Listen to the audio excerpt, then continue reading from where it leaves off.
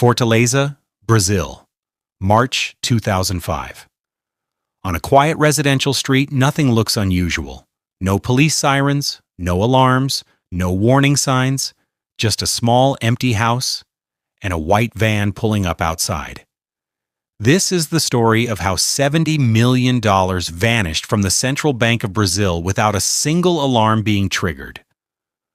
A white van stops near a small house on Rua 25 de Março. Two men step out, dirty work clothes, boots covered in mud. They open the back doors and begin unloading equipment. A neighbor walks over. The men explain they're starting a landscaping business. Artificial grass installation. Grama sintética. The neighbor seems satisfied. The house had been empty for months. Good to see someone finally using it. But what the neighbor doesn't notice? They're not unloading soil. They're loading it.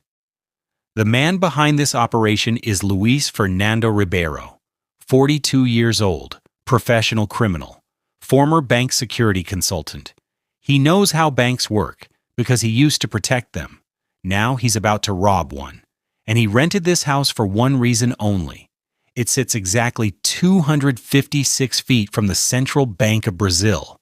6 months earlier, September 2004, São Paulo. Luis sits in a bar with 4 other men, beer on the table, quiet voices. To anyone watching, they look like old friends catching up. In reality, they're planning one of the largest bank robberies in history. Each man has a role. An engineer, former subway construction, a former bank employee, security layouts and guard schedules, a master locksmith, high security systems, a money launderer, moving cash without raising alarms. Luis explains the problem with most bank robberies. Time.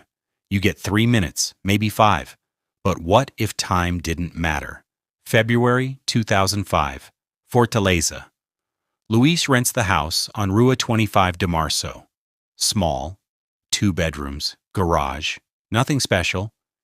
He tells the landlord he's starting a landscaping business, pays 3 months' rent in cash, no questions asked. The next day, the setup begins. A sign goes up.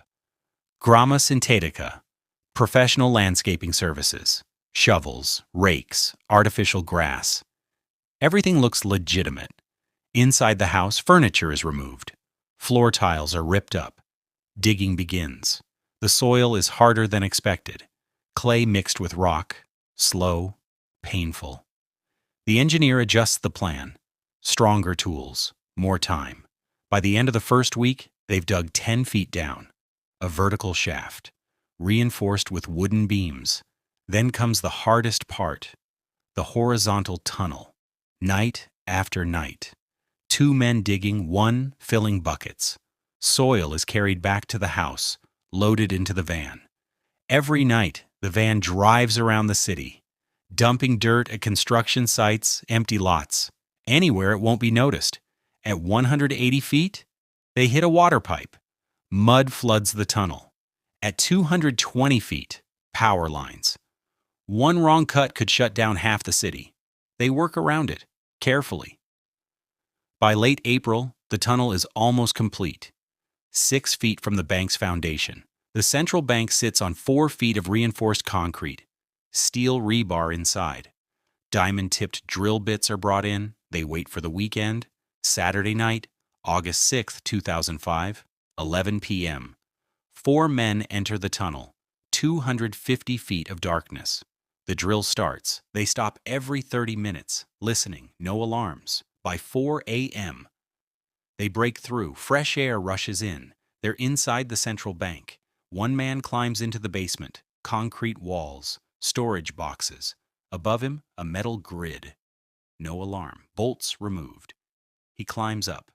The vault. Shelves filled with cash. Brazilian real notes. More money than he's ever seen. They begin loading bags. Each bag, $500,000, 25 pounds. A human conveyor belt. Tunnel to house, house to van. By midnight, $10 million. By 2 a.m., $20 million. By 4 a.m., $40 million. 1 man panics in the tunnel, can't breathe, drops his bag, crawls out. Luis doesn't argue. They continue. By Sunday morning, $60 million. They stop during daylight, resume Sunday night. By 4 a.m., the vault is empty, $70 million gone. No alarms, no broken doors, nothing. Monday morning, August 8th, 2005. A bank manager enters the vault, freezes, empty shelves, police arrive. They find the hole, follow the tunnel. It leads straight to the house. Empty, just gardening tools. The perfect crime. Or so it seemed. 3 weeks later, a man walks into a car dealership, pays $18,000 in cash, brand new bills, still wrapped. The salesman notices, calls federal police. That one mistake leads to arrests. Names are given, Luis Fernando is identified, Luis flees Brazil, crosses into Paraguay, smuggles millions in cash. But he makes one mistake. Phone calls. They track him. November 2005. He's arrested, sentenced to 15 years. But here's the twist. Of the $70 million, police recover only $8 million. 13 men arrested, 12 vanish, with $50 million gone forever. Somewhere out there, the money still exists, hidden, spent, or buried. The central bank was robbed without alarms, without guns, without breaking a single door. Just patience and a tunnel.